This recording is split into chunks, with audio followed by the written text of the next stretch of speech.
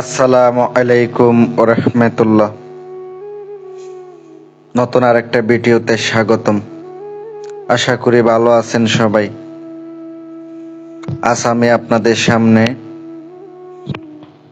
জিন পরি সাধনা করার জন্য, পরি আমল করার জন্য, পরি হাজির করার জন্য আজকে একটি সাধনা নিয়ে উপস্থিত হয়েছে আপনাদের সামনে। ভিডিওটা সম্পূর্ণ ধৈর্য সহকারে দেখবেন। ভালো লাগলে শেয়ার করে দিবেন, লাইক করবেন, কমেন্ট করবেন। আমি আপনাদেরকে যথেষ্ট পরিমাণ চেষ্টা করব পরি আমল দেওয়ার জন্য, ভালো একটি আমল, ভালো একটি সাধনা দেওয়ার জন্য। যদি করার মতো করতে পারেন ইনশাল্লাহ কাজ হবে, খুব তাড়াতাড়ি রেজাল্ট পাবেন, খুব সহজে কাজ হবে। অনেকদিন ধরে পরি সাধনা দিই না, বিভিন্ন কিছু দিয়ে কিছু বিরক্তকর বিষয় আছে, আসলে যেমন এই যে ফটোগ্রাফার। যদি আজকের ভিডিওটা আপনি সম্পূর্ণ দেখে বুঝে শুনে করতে পারেন তাইলে দেখবেন 100 কাজ হবে। যদি মনে হয় তাইলে অবশ্যই উপকার পাবেন। নিয়ম অনুসারে করতে হবে, নিয়ম না মেনে করলে আপনার কাজ হবে না। যদি মনে হয় আমার ভিডিও দ্বারা আপনার উপকার আসবে, আপনারা করবেন। আর যদি মনে না হয় আমার ভিডিও দ্বারা আপনার কোনো উপকার আসবে না, কোনো কিছু হবে না, তাহলে তো করে লাভ নেই। এটাই তো কথা। উপকারের যদি মনে হয় হ্যাঁ আমার ভিডিও দ্বারা আপনার উপকার হবে, উপকৃত হবেন অথবা কাজ হবে এমন মনে হয়, তাইলে আজকে সাধনাটি করতে পারেন।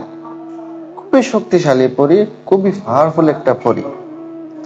যারা পরীকে নিজের বন্ধুত্ব বানাইয়া রাখতে চান, পরি হাজির করে রাখতে চান নিজের সাথে, তার দ্বারা আপনি কিছু সমস্যার সমাধান করাবেন, নিজের সেফটি রাখবেন, একটা টাকা ভালো, আধ্যাত্মিক শক্তি টাকা ভালো। কারণ এখন শত্রুর কিন্তু অভাব হয় না। আধ্যাত্মিক শক্তি থাকলে এমন কোন শত্রু নেই আপনার ক্ষতি করব, কেউ আপনার ক্ষতিগ্রস্ত করতে পারবো না, নিরাপদ থাকবেন। আশা করি এতটুকু বলতে পারি। যদি হয়, বিশ্বাস হয়, অন্তরের ভিতর থেকে বিশ্বাস ভরসা আসে, আজকে সাধনাটা করবেন। সাধনাটির নিয়ম কারণ বেদ সবকিছু ভিডিওতে থাকবে। আর যারা আংটি নিয়ে হাজির করবেন অথবা আমার কাছ থেকে আংটি নেবেন, বিভিন্ন পাথরের আংটি রয়েছে, বিভিন্ন কিছু রয়েছে, ওগুলা দিয়ে আপনারা পারবেন। এগুলোর জন্য লোহে হামজাত, বাতিনের শক্তি, রুহানি শক্তি, অনেক কিছুর প্রয়োজন হয়। এগুলা ছাড়া তো এই আধ্যাত্মিক শক্তি, পরিসাধনা, জিন সাধনা এগুলো করলে আপনি দেখতেও পাবেন না, আপনার সামনে আসবে না, চোখে দেখতে পাবেন না, এমন হয়। তাই বিধায় আপনার আংটি নিয়ে আমার কাছ থেকে কাজ করবেন। আংটিও নিতে পারেন, চাইলে নিজে আমল করে এই রুহানি শক্তি, বাতিনি শক্তি হাসিল করতে পারেন, এগুলো আপনাদের ইচ্ছা। আর কথা হচ্ছে আজকে সাধনাটা কিন্তু অত্যন্ত পাওয়ারফুল, অত্যন্ত পাওয়ারফুল। দেব নিয়ম অনুসারে করবেন, কাজ হবে, দোয়া করবেন। নিয়ম কি কি সংগ্রহ করবেন? এই কাজটা করতে গেলে আপনাকে একটা খালি জায়গা নির্ধারণ করতে হবে, যে জায়গাতে কোনো লোক থাকবে না, কোনো মানুষ থাকবে না, আপনাকে কেউ ডিস্টার্ব করবে না, এমন একটা জায়গা হতে হবে।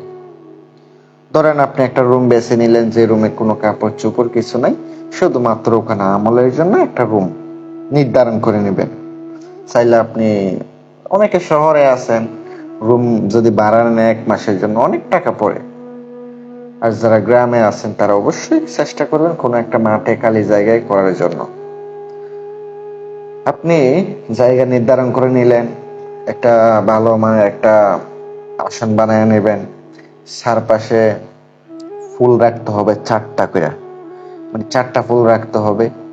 আগরবাতি জ্বালাইতে হবে প্রত্যেক দিন, মানে আপনার যতক্ষণ না সাধনা শেষ হচ্ছে ততক্ষণ আগরবাতি জ্বলতেই থাকবে, মোমবাতি জ্বলতেই থাকবে। গোলাপ জল আনবেন, চারপাশে ছড়াই ছিটাই দিয়ে পবিত্র করে নেবেন।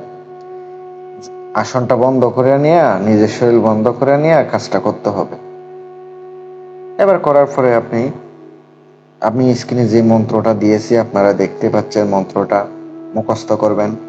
আর এটার জন্য জালালি জামিলি পরহেজ করতেই হবে, কারণ না করলে কিন্তু কাজ হবে না। পরহেজ, জালালি জামিলি এগুলো পরহেজ না করলে কিন্তু হবে না। তারপরে আপনি এই সাধনাতে যাবেন, নিরামিষ খাইবেন। আপনাকে প্রত্যেকদিন 333 বার জপ করতে হবে, মানে মন্ত্রটি 333 বার আপনাকে জপ করতে হবে। মোটামুটি আপনার 9 থেকে 14 দিন, সব থেকে ভালো 14 দিন পর্যন্ত চালিয়ে যাবেন কাজটা। আর 14 দিনের আমল যদি নিয়ম অনুসারে করেন, দেখবেন আপনার সামনে হাজির হবে।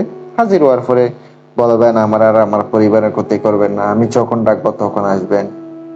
আর সুলাইমান আলাইহিস সালামের কসম দিবেন। আবার কিভাবে ডাকতে হবে নিশানা নেবেন, এগুলা নিয়ে কাজ করবেন। অবশ্যই কিছু বুক দেওয়া লাগলে ওনাকে অবশ্যই মিষ্টি বুক যা চাই ওগুলো দিবেন, কাজ করাবেন। আপনারা চাইলে আমার কাছ থেকে আংটি নিতে পারেন, অথবা সাধনা করে চালান করে বিভিন্ন কিছু নিতে পারেন, কিন্তু এগুলো তো খরচ হয়, টাকা ছাড়া কিন্তু কিছু হয় না। এখানে তো আমার এসে বুঝাইলে হবো না। ভালো থাকবেন। আসসালামু আলাইকুম।